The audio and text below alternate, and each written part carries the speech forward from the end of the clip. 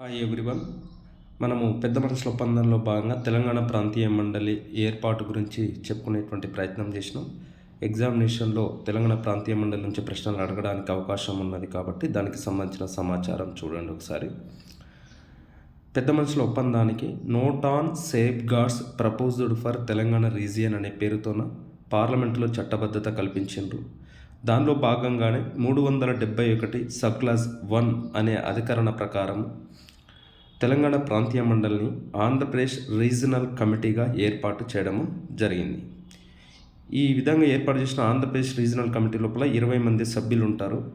ఆ సభ్యులు ఏ విధంగా ఎన్నిక కాబడతారంటే, ఆ రోజు రాష్ట్రపతి 1958వ సంవత్సరంలో ఏర్పాటు చేసినప్పుడు ఆంధ్రప్రదేశ్ రీజనల్ కమిటీని, ఆ రోజు తెలంగాణ ప్రాంతం లోపల 9 జిల్లాలు ఉన్నాయి కాబట్టి ఒక్కొక్క జిల్లా నుంచి ఒక్కొక్క ఎమ్మెల్యేని సంబంధిత జిల్లాకు సంబంధించినటువంటి ఎమ్మెల్యేలు ఎన్నుకునేవారు.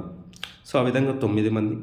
తర్వాత తెలంగాణ ప్రాంతానికి సంబంధించినటువంటి 6 ఎమ్మెల్యేలు లేదా ఎంపీలను తెలంగాణ ప్రాంతానికి సంబంధించిన ఎమ్మెల్యేలు అందరూ కలిసి ఎన్నుకోవడము జరుగుతుంది.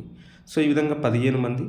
మిగిలినటువంటి 5 మందిని రాజకీయేతర రంగాలకు సంబంధించినటువంటి వారిని తెలంగాణ ప్రాంత ఎమ్మెల్యేలు ఎన్నుకోవడం జరుగుతుంది.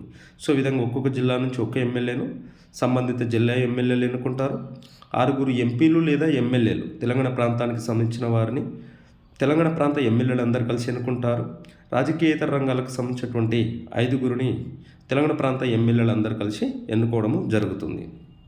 సో ఇది తెలంగాణ ప్రాంతీయ మండలి, టెక్నికల్ ఏమో ఆంధ్రప్రదేశ్ రీజనల్ కమిటీ.